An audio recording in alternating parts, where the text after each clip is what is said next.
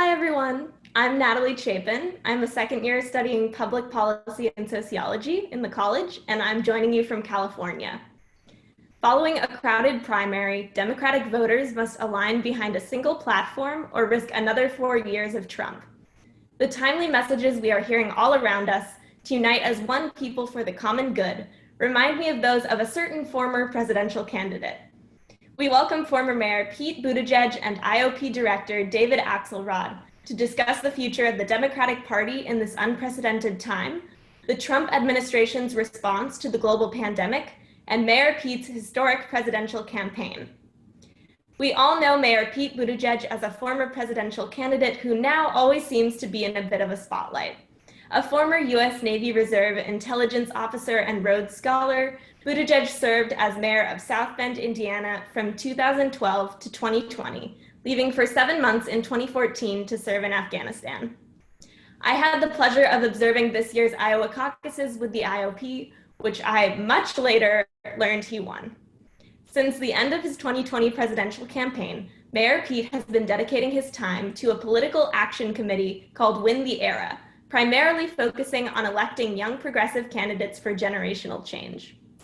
Mayor Pete will be talking with David Axelrod, who served as Barack Obama's chief strategist during his presidential campaigns and senior advisor during his time in office. But you know him best as founder and director of our very own Institute of Politics. This place has been a home for me as I explore a variety of potential career paths in the policy world. Please welcome Pete Buttigieg and David Axelrod.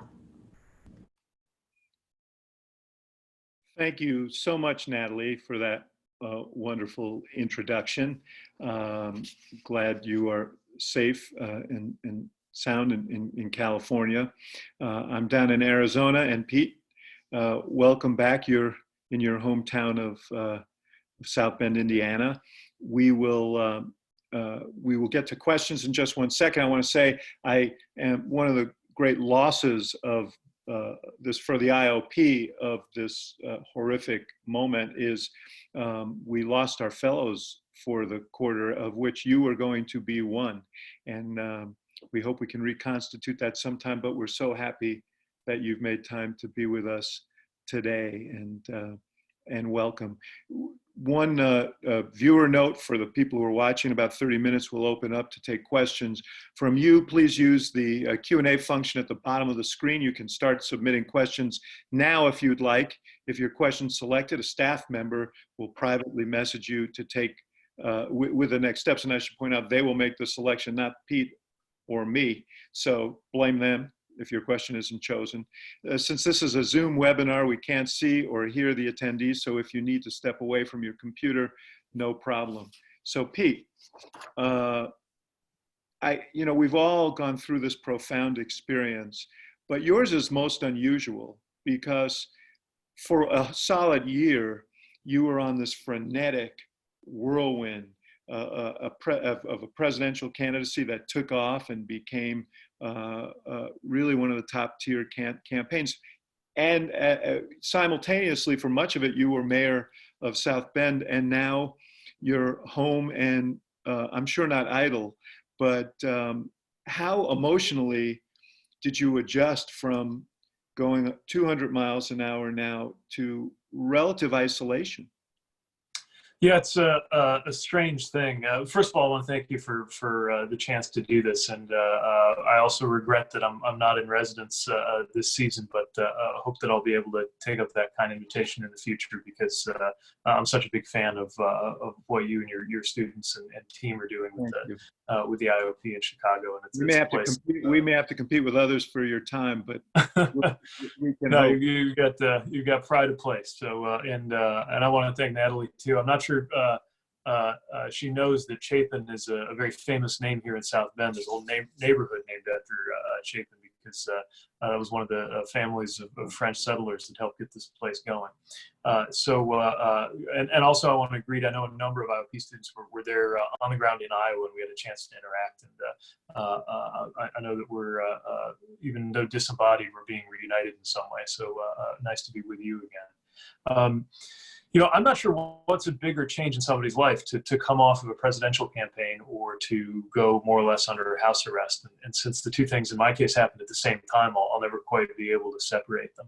I think that, it's only when you step away that you realize fully how much being a candidate has just dominated your life. Little things, driving a car, um, eating meals that are not in a car. It was pretty rare, actually. We were almost always eating finger food from the last event in a vehicle. Your life becomes very big and very small at the same time. It becomes big in the sense that you're traveling across the whole country. It was not unusual for us to have a 4-state day. You're meeting so many people, and you're in the middle of all this activity. And on the other hand, in a way, your life becomes smaller because you only do a handful of very specific things. You appear on television, you speak with voters, you give speeches, you take questions, you strategize with team members. Physically, you're either on a stage, in a car, in a backyard or a green room somewhere, or a TV studio. There are actually not that many environments that you're in. And normal things like taking a walk or going out for a drive or picking out the grocery are just gone. Of course, a lot of those normal things didn't return because of the pandemic, but I've been getting some Olympic puttering done around the house, a lot of furniture assembly, some of the results of which are over my shoulder here. And so in some ways, I wonder if this is the only thing that could have forced me to sit still, because it was so outside of my habit. And so even though it's been about 6 weeks, part of me feels only now like I'm starting to thaw out and reactivate those parts of my mind and self that you just put on hold as a candidate. I was reflecting the other day. It's strange for anybody, I suppose, but especially anybody in politics, to think that I haven't shaken a person's hand in a month. The first time I do shake somebody's hand, it'll probably feel strange and like quite a moment. So, like everybody else, we're figuring this out. But I'm also thankful for being safe, for having a home to be in, for more time with Chasten, since the two of us barely got to see each other in waking hours on the campaign. And it's a moment that has all of us asking a lot of, I think, bigger questions about where we're headed. And part of how we resolve those questions is in person, having debates and arguments and conversations. But part of how we resolve those questions is to have time alone to think, and at least there's no shortage of that. There's the other half of you, not the candidate half, but the mayor half. You finished your tour of duty as mayor 8 years at the end of last year, but that is ingrained in you. You think like a mayor. Is there part of you that says, man, I would love to be under the hood right now trying to fix this and make it work? Or are you relieved not to be in that role? And what are you seeing through a mayor's eyes about the way we have responded to this crisis? Well, just as I came to the presidential campaign with the mayor's eye view, it's definitely at the heart of how I'm thinking about the pandemic. And there is that mix you described of kind of relief and impatience not to be in the seat right now. My successor is doing a great job. I've been in touch with him about how to make sure I'm supportive of the work that's going on here in town. I do remember the first time it was snowing and I heard the scrape of a snowplow hit the street. And woke up early in the morning realizing that was not my responsibility. There are some things that I'm relieved to set aside, but have also found that part of how I can be useful right now is with that mayor's perspective.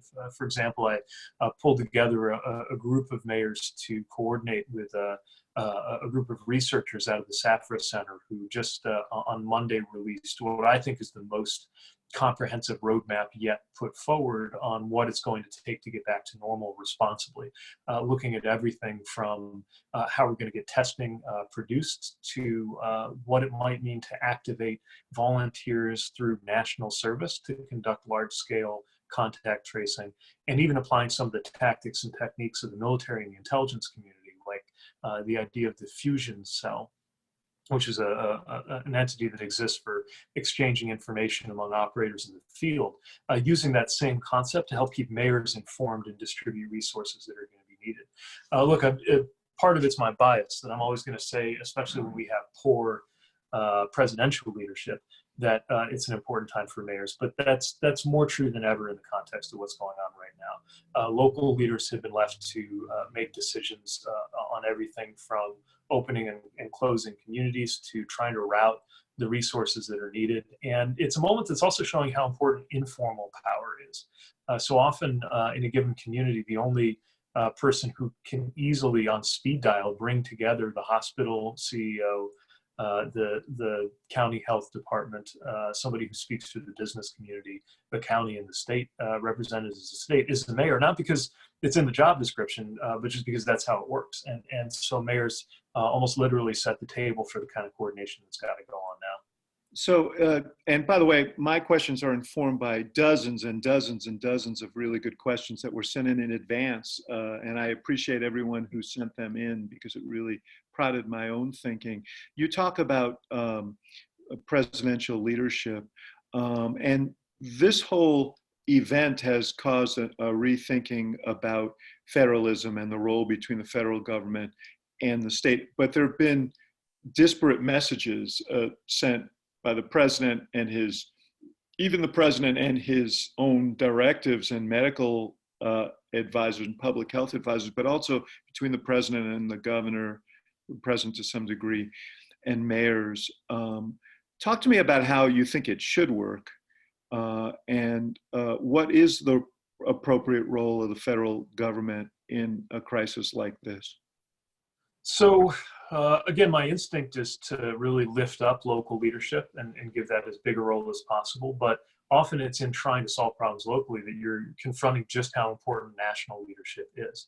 I believe this is a time for a new kind of federalism to emerge that has state and local leaders empowered to deal with conditions on the ground.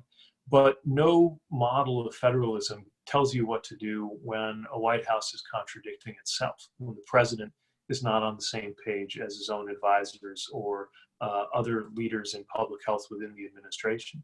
And then we have the problem of the president contradicting governors, or as we see with Brian Kemp right now, a governor contradicting mayors In Georgia.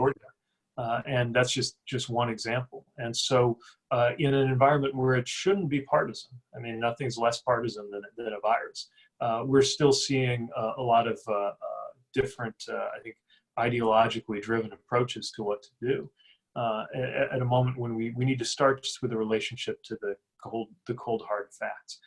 But here's why national leadership is so important. Take an issue like testing. So according to the group I mentioned earlier in the research they've done, we really can get more or less fully reopened by July or so with one big if.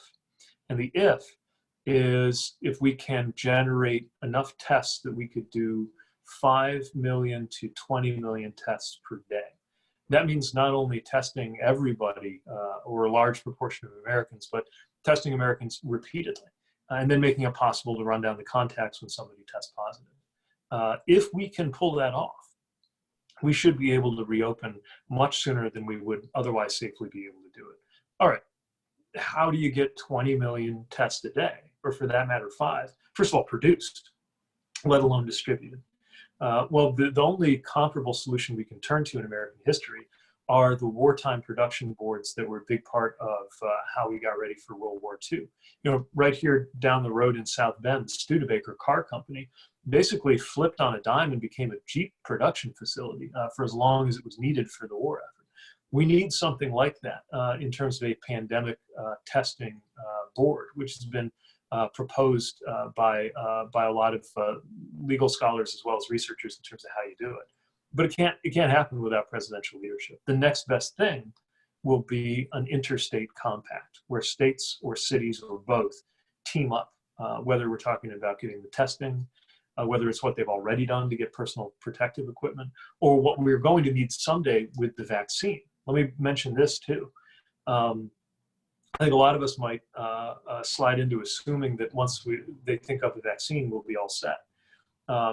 Let's not ignore the massive challenge of actually getting a vaccine distributed and making sure everybody knows to use it. Think about how hard it is to get people to take a flu shot, for example. Hopefully there's a little more motivation this time, but it's still a different challenge. People will be more assiduous about it now, but yes, yeah. Yeah. And so then you say, okay, what can states do coming together as states to form an agreement? Well, of course, the original agreement of states is the Constitution. That's what the federal government is supposed to be, an agreement among the people in the states of what we're going to do together. So we may see new interstate structures that are improvised to take the place of a federal government that isn't working because there's no real leadership in the White House. From a government structure perspective, that's what I'm watching for. And we're already seeing it start to emerge with regional and intercity and interstate cooperation. You know, you talked in an interview about how information is delivered in the modern environment. And this, of course, is part of what plagues our political system, is that we are siloed in information corridors in which our views are affirmed but not always informed, and we're not hearing the same account of things. And so you have these demonstrations on the streets with people who have a wholly different conception of where we are and what the hazards of coming out of this the wrong way are. How do you deal with that in the midst of a pandemic? Yeah. So the good news about these people swarming the State House lawns demanding that everything be reopened is that the number is actually tiny.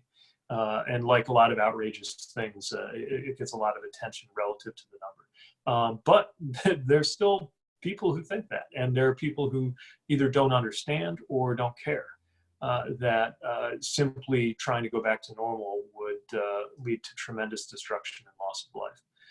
I think part of what we need to do is find ways to have credible touchstones of information that are apart from politics, and that everybody can reach. And so, while I think the daily White House briefings have been problematic, to put it charitably, because of the president's behavior, I actually do think things like the emergence of Dr. Fauci as an objective, non-political, fact-driven public health leader, even though he'll be attacked from the fringes too.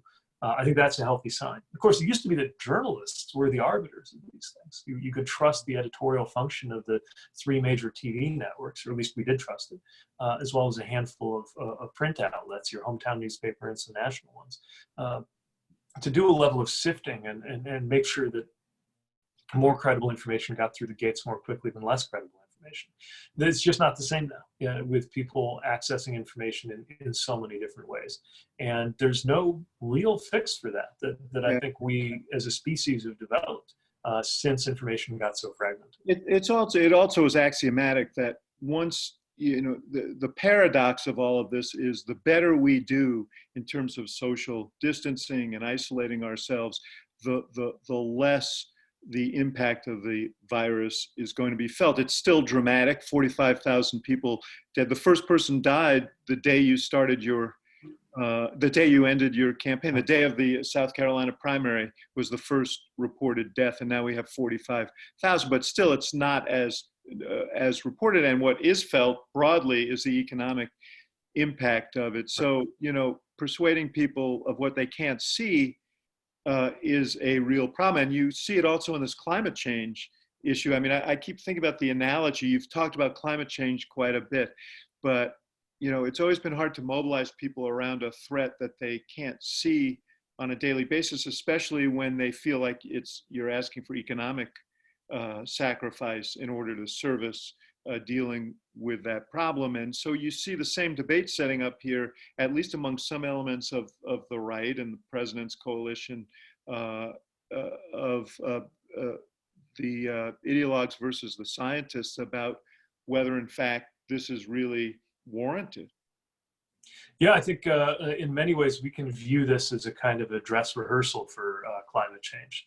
Part of why we've struggled to get on top of it is it played out in slow motion, but everything's relative. This is way more fast forward than climate change is. But I can think of at least three hugely important parallels. One is that this is another example of where science is trying to tell us something, but politics is getting in the way. And so much depends on listening to what scientists have to say. A second is that it's become the subject of a tug of war between short-term economic imperatives and dealing with the issue. But I think in both cases, it's also a false choice in that the economic consequences of failing to deal with the pandemic, certainly the economic consequences of failing to deal with climate change, dwarf the pain that might be implied in making the changes that we got to make before it's too late. And third, these are examples of issues that don't really respect international boundaries, that can only be resolved with some level of coordination among international players. And that's one of the reasons why the WHO thing is so disturbing. I think the president threatening to defund the WHO. On one hand, I hesitate to even bring it up because I think it's largely an act of trolling for attention by setting up another fight that will divert attention a little bit from the president's failures. And it's not even clear whether it will happen in concrete terms. But I do think one very important symbolic thing at stake right now is that it is only with international institutions that are designed to deal with global problems, whether we're talking about bodies like the IPCC, when it comes to gathering climate information, or the WHO, that first of all, America needs to participate, but secondly, America needs to lead. In other words, the more flawed you think the WHO, or for that matter, the UN, the more flawed you think those institutions are, the more important it is for the United States to be very involved in leading them to where they've got to be. If we still think we're the leading country in the world, there can be no meaningful international coordination without us in the lead. It's true about climate, it's true about the pandemic, and I guess the optimistic interpretation of where we are now is that we might learn the hard way, but learn through this experience what we're going to have to do to get ahead of the next, even bigger, slow motion global catastrophe that scientists have warned us about and politicians haven't dealt with until it's truly become a crisis. State and local governments are taking a beating now, trying to deal with this. They, on the one hand, are having to make extraordinary expenditures to deal with the crisis, and on the other hand, have no revenues coming in because the economy has been shut down, and almost every state and locality is reporting or projecting huge deficits as a result of this. This seems like Congress didn't address this yesterday when they passed their latest relief bill. This seems like a slow rolling crisis as well. Absolutely. Look, we're about to see just how important government is. And that's especially true of the services we totally depend on from local government. We're talking about the basics. Look, at least in Indiana, any kind of, they passed property tax reforms about a decade ago that ensured that if there was fat left in local budgets, it's long gone and we're down to muscle and bone now. We're talking about fire, police protection, we're talking about trash pickup. I mean, really the basics. And if we lose our ability to stay on top of that funding wise, the pain will go to a whole new level. Now, this is one example of where in our federal system, things really are going to be different from state to state. Everyone's hurting, but I've been talking to a lot of Ohio mayors in the last few weeks. They are in huge trouble because they are almost completely funded by income tax, which means they'll see an immediate, one mayor of a major Ohio city told me he was looking at, I think more than a third of the city's budget just gone. And remember, a city budget deficit, that's not like a federal budget deficit. We're used to federal budget deficits, it's routine. Exactly. I wish we could have printed South Bend, Indiana currency when we had a shortfall, but we budget in cash. So you literally just have to make it add up. And if the revenue goes down, so do the services. That's inevitable. Now, here in Indiana, by comparison, we're mostly funded by property tax, which means that it will take a little bit longer for these revenue shortfalls to work their way through the system, and cities will have a little bit longer to prepare. But wherever you are in the US, this isn't going to get resolved without federal action. And so I was disappointed to hear that this current package working its way through the House and Senate doesn't look like it's going to do much for cities. But I've got to think that the next turn will include things that just can't wait, which will include cities. Will also include the Postal Service, which I think last I gathered is less than 2 months away from coming to the brink. And again, we're going to see, because think of it this way: when a family goes into financial hardship, there's a kind of hierarchy of the things that are cut, starting with luxuries, and then things that we might think of as necessities, but you can live without. Extracurricular activities for kids, and the bills, maybe cable goes before electricity. The very last thing that goes is water. we're going to go through that same thing, I think, in some ways, as communities. What are the things that we literally rely on and need immediately just to get by?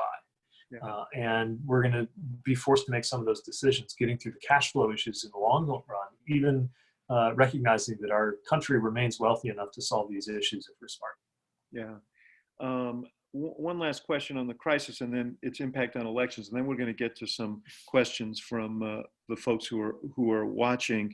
You dealt with race quite a bit in this campaign. There were questions about racial disparities in South Bend, and you addressed them on a national scale. This has really put a lens up to that as well. We've seen disproportionate fatalities among people of color, among the poor. You had an interesting quote. You said it's not because the virus is discriminating, it's because of America discriminating. What do you see structurally? Because your last answer portends cuts and programs that are of huge importance to people who are struggling, people who have been the victims of institutional bias and so on. And yet they're the ones who are the most being victimized right now. So That's right. what are the implications of all this? And do you see changes in the social compact? Yeah, I mean, one of the implications, I think, of the moment we're in, and this is, I think, the real response to the assumptions of the people on the State House lawns demanding we go back to where we were before, is that it is both impossible and undesirable to go back to where we were before. And I think that's true for the country as a whole. That's especially true for groups that have been marginalized by the status quo. Look at the statistics on, for example, Black residents of Chicago or Black residents of Louisiana, twice as likely to die from COVID-19 as their share of the population would suggest. And as I said in the remark that you quoted, there is no evidence that there's any difference in terms of how the virus entering the bloodstream treats somebody based on their race. But it's not that the virus discriminates, it's that America does. If you're Black, you're more likely to live in a neighborhood without access to fresh food, so you're more likely to have diabetes, which means you're more likely to have lethal complications from the pandemic. If you're Black, you are more likely to have been unable to get health insurance in this country. And the longer you've lived without insurance, the more health issues you're likely to have. There could be complications with COVID-19. Also, Americans of color are more likely to work in jobs that you can't just work from home. So there's also a greater likelihood of exposure, in addition to the danger when you do get infected. But these are structural issues. And the question is, this should shock our conscience. It should raise awareness. It should speak to a need to address these issues. But at the same time, you just discussed the fact that we're going to have these budget cuts that will affect the same people profoundly. So what is the answer to this? Well, I think the answer is that considerations of equity and justice have to be at the heart of every federal response that takes place. So, for example, we're going to pump more hundreds of billions out through employers to employees. Last time we did this, part of what happened was they went out through banks. The banks distributed them largely according to the relationships they had. In other words, if you're a bank and you got enough money to kind of flow out from the stimulus package to 20 employers, and there's 40 that could be appealing to you for help, you're going to start with the ones that you had the longest standing kind of insider relationships with.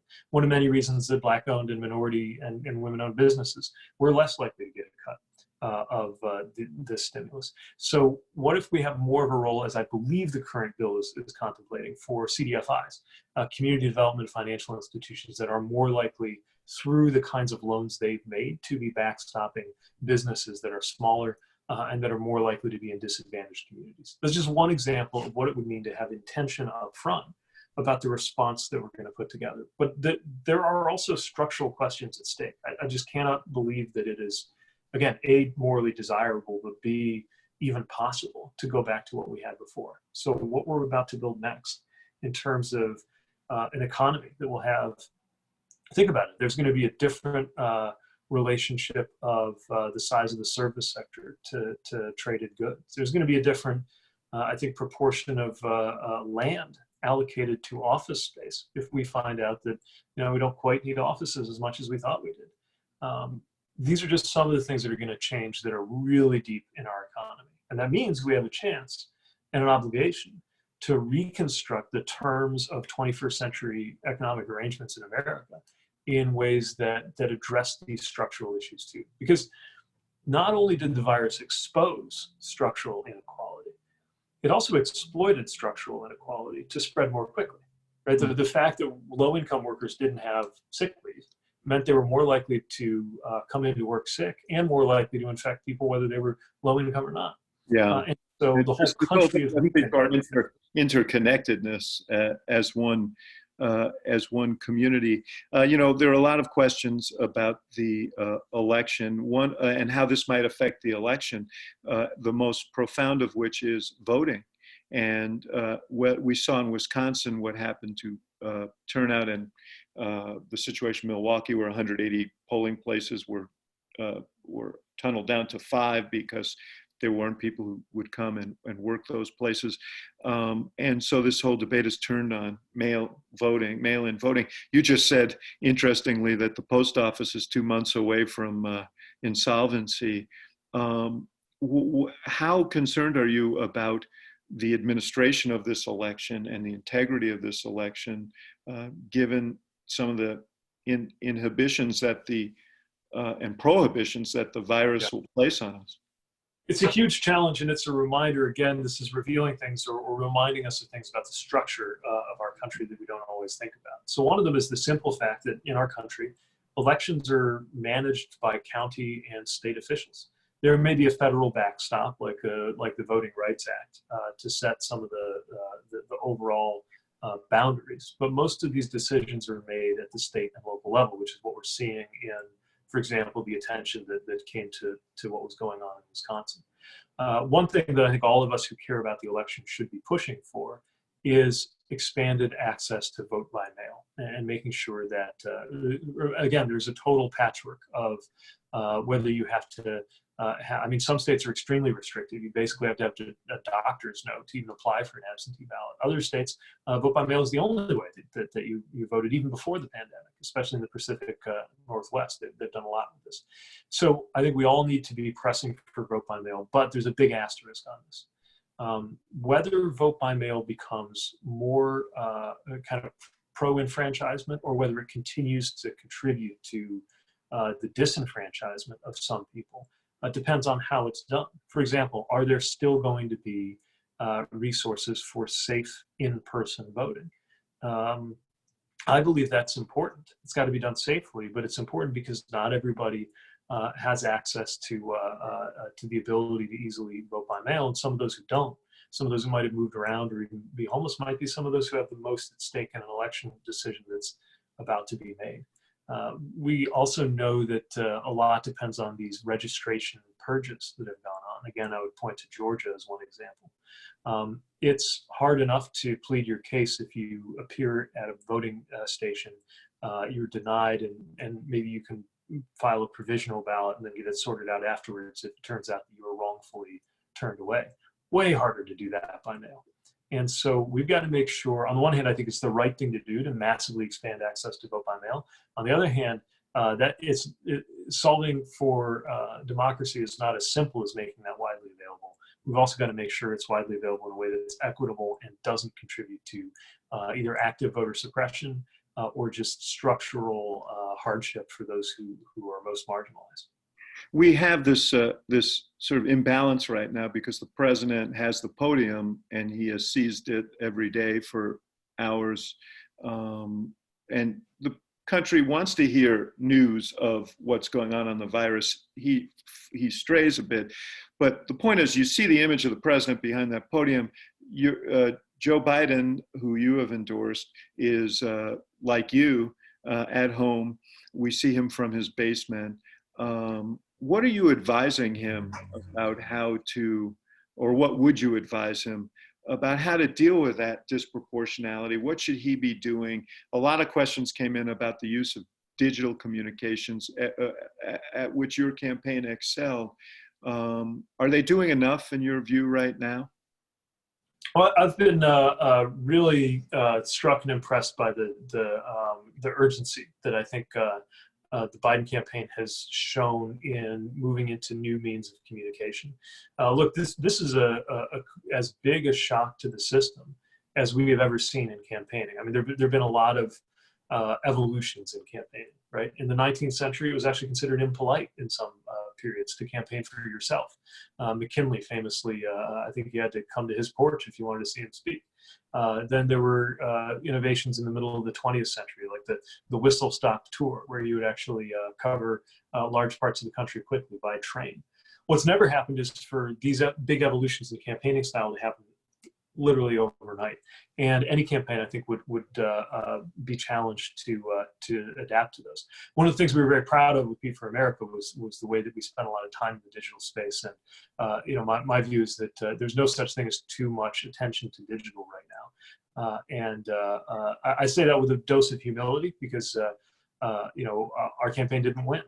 But I also think it's the case that there's more and more, because we don't have the option of big in-person rallies, there's more and more to be gained. And so we see, for example, the VP does a podcast right now. Not something you probably would advise a candidate in a traditional campaign season to do. It kind of blurs the lines a little bit in terms of your role and your format. But it's a way to have a conversation to get a deeper sense of how he's thinking through his interactions with guests. And it's been everybody from the presidential historian John Meacham to Reverend William Barber, really getting a deeper sense of how he's going to lead this country as president. I think that there needs to be continued, I think, some level of experimentation, some level of risk need to be taken, because the president does have this megaphone, not just from the campaign, but just the fact that the eyes of the nation are on these White House briefings, even though they seem contradictory and sometimes less informative by the day. Young people, Biden didn't do particularly well in the primaries among young people. There is this question of enthusiasm. A lot of questions came in saying, what does he need to do to generate a response? And is it enough simply that to count on antipathy to Trump to activate both young people and progressive voters who supported Senator Sanders in large numbers? Well, I think the fact we're staring down the barrel of a second Trump term should be very powerful, but I don't think it's enough. I think there also has to be a proactive vision of where we're headed. Now, here's the thing. The Democratic Party in general, the Biden campaign in particular, are making the case for us to do something about climate change, to act on gun violence, to empower workers, to raise wages, all of the things that are priorities for progressives and in particular important for a younger generation. You may believe that the platform should push further, faster. Fine. But what we're negotiating right now in the November election is not a question of how to do these things. That was negotiated in the primary, and it will be negotiated again in the legislative process when we're governing next year. What's being negotiated what's being decided going into November is whether to do any of these things. It's not a question of degree. It's one side that wants to see workers empowered and one that would take away that power. It's one side that might be arguing internally over how best to deal with the climate, but knows we've got to act, against another side that literally doesn't want to do that, wants to move in the opposite direction. One side that's arguing among ourselves over the best rate and approach for getting universal health care in this country. Another that's actually determined to reduce access to any kind of publicly sponsored healthcare in this country, which means there will be less. So think about what we have a chance to do proactively on the positive side, not just what we're up against, the chance that we can have a president who will do something about climate change, who will work to restore the role of the United States in the world, who cares about gun violence, and that was before we got to the pandemic, where I think we also understand how important it is just to have a decent human being and someone who listens to science in the White House.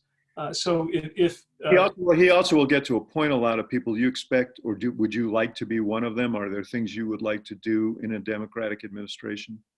Of course, I love public service, and I'd love to make myself useful in that way. no promises were made, and I don't have any expectations. But if there's a chance, of course, I'd leap at that. Look, all of us need to be finding ways, whether it's as a .gov employee or through advocacy or in some other fashion. We've all got to take this moment as one to have our hand on the future of this country, because the 2020s will be, I already believe this was the case before March, but now we know the 2020s will be the decisive decade for how I think really the rest of this century goes for the American project. So speaking of the future, let's start taking some questions from the folks who've been patiently waiting. The first will come from Jade Klein. Hi, Mayor Pete. My name is Jade Klein, and I'm a first year at the college, and I'm currently in Indiana right now. So as you may have seen in Indianapolis, there were protests surrounding COVID-19, and I just want to know your thoughts on these protests. Yeah. Well, first of all, good to see a fellow Hoosier. Thanks for joining. And look, the protests are, first of all, they're idiotic. We should call it what it is. They're dangerous because the people there are, at least the ones in Indiana, we're not exactly going out of their way to stay apart from each other. Again, I do think it's worth remembering that this is ultimately a tiny number of people, and any number of wacky things are believed by a non-trivial percent, right? If something is believed by 0.5% of Americans, that means it's believed by more than 1 million people. So, part of this is just precisely because of the kind of outrageous and militant idiocy of some of these protests. They command more attention than kind of proportionally they probably should. In that, you don't have to be a Democrat, for example, to by and large among the American people to know that there's something serious going on and to take the warnings of doctors and scientists seriously. I think what we need to watch out for, though, is this idea. It's not just the protests that I think are a problem. It's a much more widely believed trade-off that even very educated people in positions of responsibility have bought into, that I think is a false choice. And the trade-off is, look, either we continue to accept economic pain that's growing more intolerable by the day, or, because that's really intolerable and in its own way can be lethal, we've got to just accept a lot of death and destruction by just giving up on this social distancing. Those shouldn't be our two only choices. That's why testing is so important. Testing doesn't sound sexy, but the approach of massively increasing the access and distribution and use of testing in this country is the only way out of having to choose one of those two things. They've also been characterized as, you could look at this one as surrender, and the other one is just pain. We shouldn't have to choose between those two things. That's why we got to get our act together. The question is our country capable of the level of coordination that is needed to massively expand our testing capabilities? And that, to be fair, is an open question. It's up to us to do our part to make sure it gets answered in a positive way. Thank you. Thank you, Jade. Our next question is from Bobby Nolan. Good afternoon, Mr. Buttigieg. Thank you for your talk and for taking our questions. My name's Robert Nolan. I'm a fourth-year medical student at Pritzker School of Medicine, and I plan on going into emergency medicine. I wanted to ask you what strategies you believe this country should implement to better connect our veterans with mental health resources, with social support, and with career opportunity. I find the continuing epidemic of veteran both suicide as well as housing instability to be a disparity that's horrifying and still very evident in this country. Thank you. Well, thanks for the question, and I gather there's maybe a Navy affinity in the household if I'm reading your bookcase right. So glad not to be the only Navy person in the proverbial house here.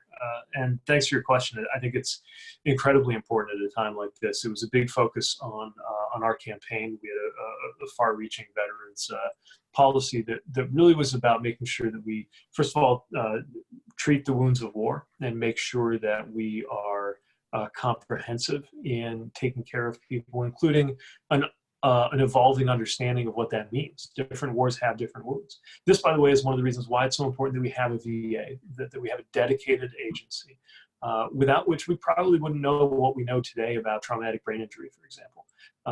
and that has been so important, even though there's a long way to go in dealing with the different generations wounds like Agent Orange.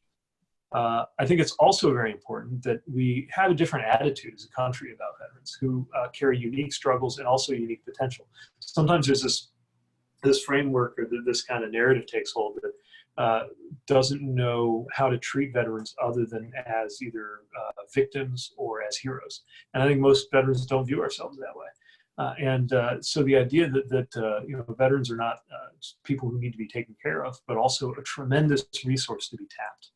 And that's where I'm very excited about, again, in the context of the pandemic, for example, some conversations that are happening in a new way about how to make use of the service of people who were trained in that way. I'll be discussing this on Instagram later this week with General McChrystal. Definitely invite folks who are interested to pay attention to that evolving conversation. Because for example, if we need 100,000 people to be quickly trained and deployed as contact tracers to be able to support that test and trace method of reopening society, one of the best places to look for organizations that can quickly organize, staff, train, and equip a large number of people, of course, anybody with military training. And it's one example of, I think, the new spirit of our generation of service organizations. I'm thinking about efforts like Team Rubicon, that recognize that one of the greatest needs that veterans often have is a way to continue serving. It's not always about what you can do to take care of me. It's about how I can continue pitching in after having had an often very intense experience of service that was also a source of community and of identity and of purpose. And in addition to making sure everybody has the basic medical needs, physical and mental, addressed, I also think those questions of identity and purpose are at the heart of the mental health crises that are affecting a lot of different kinds of Americans, especially veterans. And speaking to that is as important as lining up the right kind of access to clinical care when it comes to confronting things like the epidemic of deaths from despair in the community of veterans. Thanks, Bobby. Our next question will come from Keaton Gupta, who is an admitted student, will be coming to the university in the fall. Great. Hi, Mayor Pete. Hi, David. Thanks for taking my question.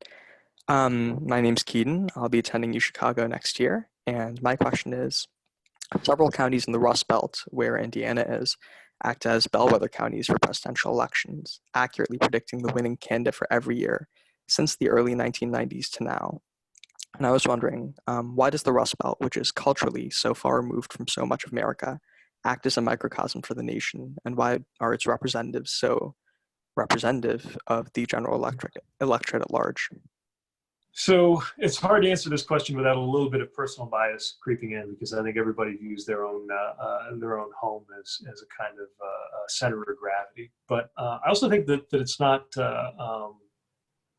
wrong to really look to this part of the country as a place that can tell us a lot socially and politically about the country as a whole. And we've gone through different periods where sometimes it feels like this part of the country is ignored. It certainly felt that way in the 1990s when it seemed like a lot of policy decisions were being made at the expense of this part of the country, only to become fashionable, especially in the wake of the 2016 election, with a lot of reporters kind of descending on communities like mine, saying, take me to your dive bar, and wanting to really get to the bottom of the Rust Belt.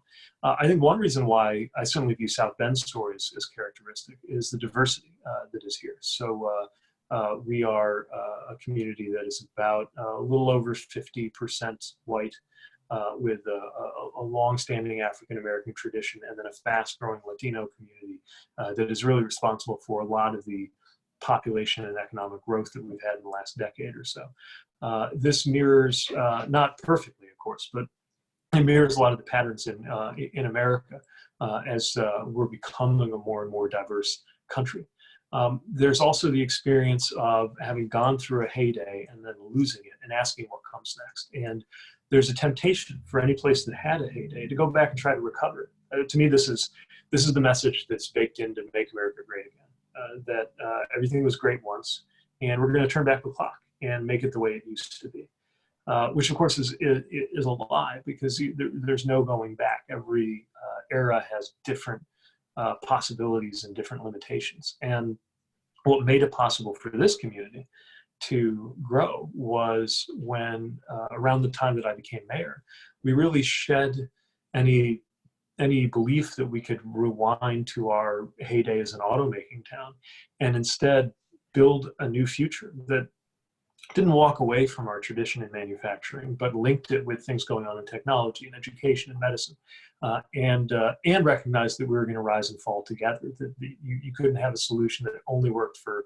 professional class that came to work downtown if it didn't make a difference for people in neighborhoods where there was lower levels of wealth and often lower levels of education. That's not to say we cracked the code here, but that's how we started to turn the corner and grow again. I think also so many of the problems that we're experiencing that we talk about in national terms are actually extremely local when they cash out. Whether we're talking about economic patterns of inequality, certainly questions of racial justice, criminal justice, policing, which is an inherently local function. Obviously, the issue of police violence and questions about racial disparities in encounters with police. These are all things that play out in one city at a time. And a lot of them play out in the diverse low to middle income cities of the so-called Rust Belt. And the last thing that I think is really important in terms of how our story kind of telescopes out into a bigger American story is that equation between nostalgia and hope for the future. And I think what's playing out here a lot of the time is a real contest between those two things, between that impulse to look to the past and the willingness to take a leap into a future that's going to look different based on the belief that we'll be better off if we do.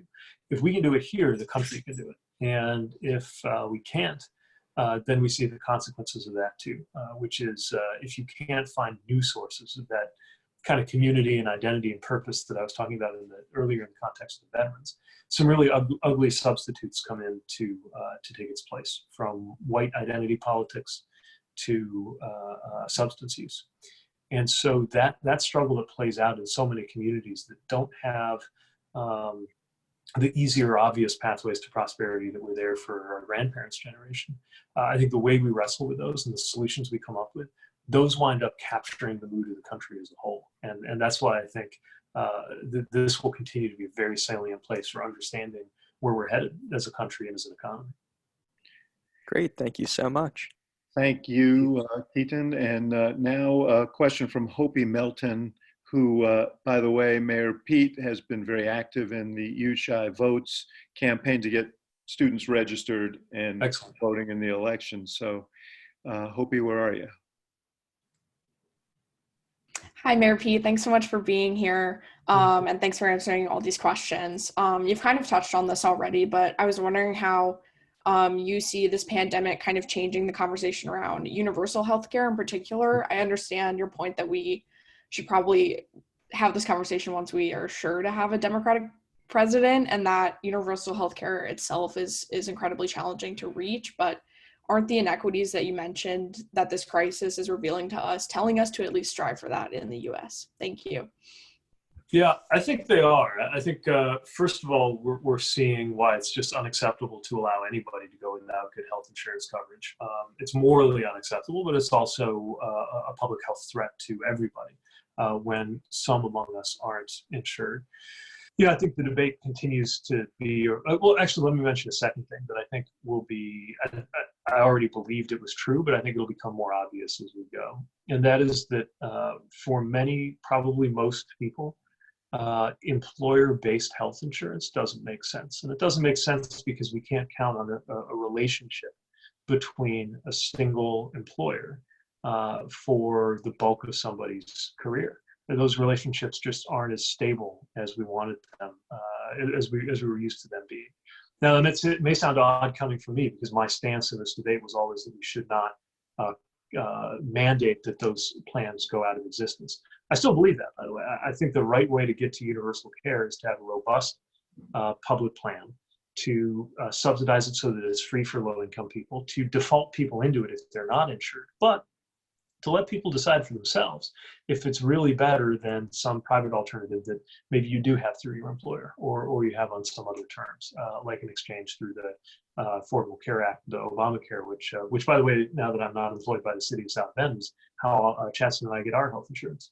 I think that we will continue to debate the means, but I think that the destination has become even more vividly clear to us in the context of this pandemic, where it just seems like it would add insult to injury to expect most Americans to be able to get their insurance through their employer when employer relationships are being almost apocalyptically shattered or changed in a way that's not just going to snap into place like it was a year ago whenever we begin to climb our way out of this hole.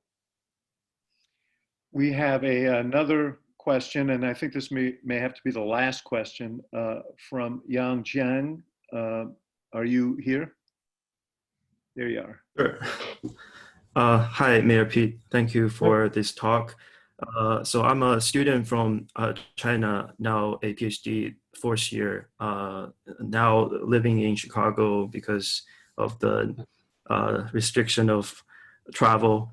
So my question is about Trump's patchwork approach in this whole COVID-19 pandemic.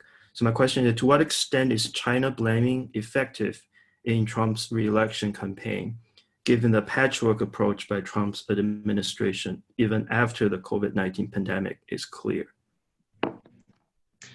So it's a great question. It's clear that the president has always been a specialist in allocating blame. It's what he does, especially when confronted with a challenge. And so he will continue to direct and divert blame everywhere he can, from domestic political rivals to other countries.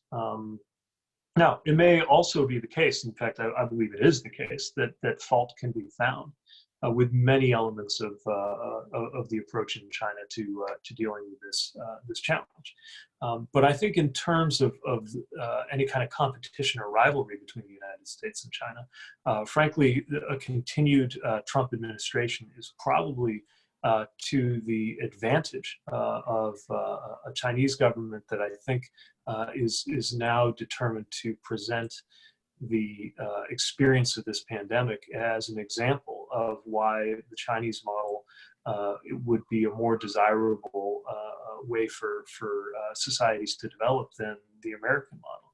I don't want to read too much into or assume that these two countries are always going to be at odds, but I do think that the more unsteady the American response looks, the more that affects the credibility of arrangements and institutions that to me are still the ones we should be defending on the global stage, from democracy to partially decentralized government. And I think, somebody who believes in the power of the local, I also think that to get this right, we have to have consistency at the national level, but it's just a fundamentally different strategy. So I think that this kind of contest over approaches could be a healthy one, but it's not healthy right now, especially when you have the president calling it a Chinese virus, which of course, first of all, doesn't make sense, and the viruses don't have a nationality, but also carries a lot of racist attachments that actually can put people in danger here in the United States.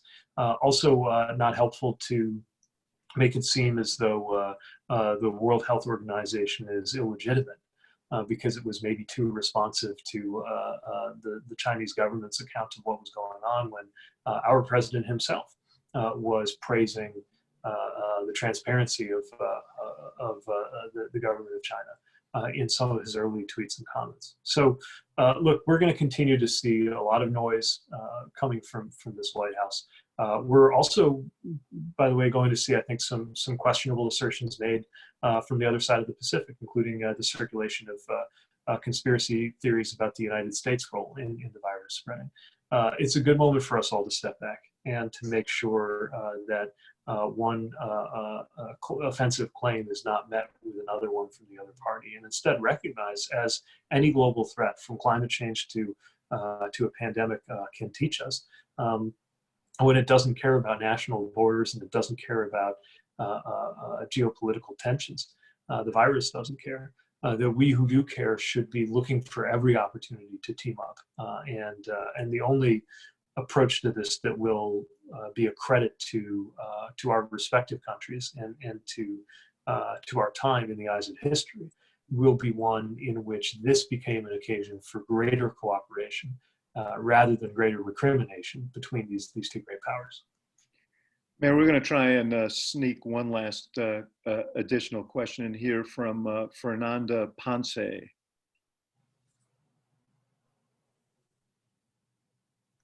Hi, Mayor Pete. My name is Fernanda. I'm a first year at the college, and I was recently listening to a podcast on the Philip Roth novel, The Plot Against America, and I'm very hopeful that America will survive these turbulent times, but if our democracy is unable to rein in Trump and undo the damage he's wrought on the EPA and other departments, where do you see how do you see our dystopian future panning out? And do you think in that dystopian future, a class revolution is possible?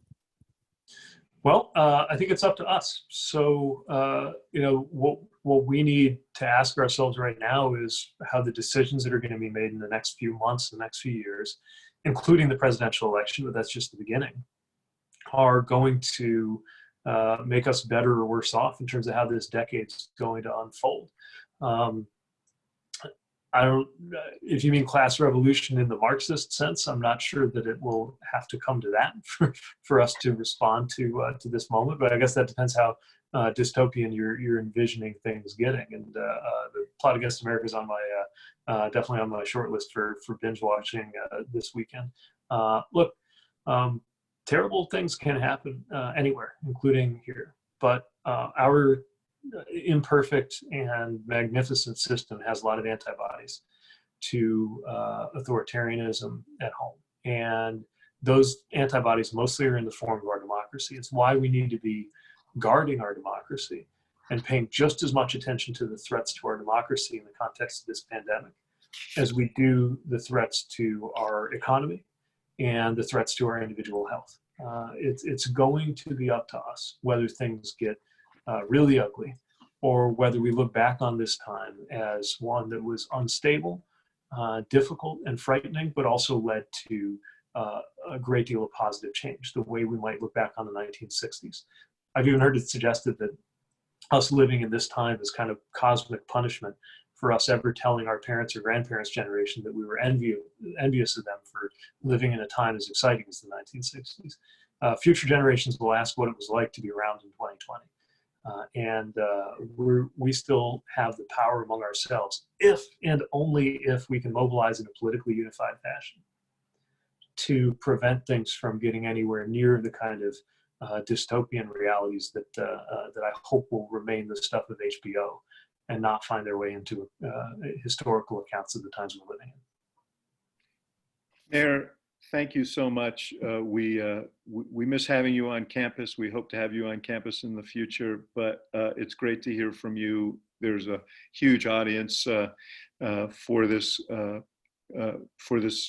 event today. So it's a reflection of the interest in what you have to say, and I think there's a lot of interest in what you personally are going to do in the future. So thank you so much for being with us. We look forward to seeing you down the line.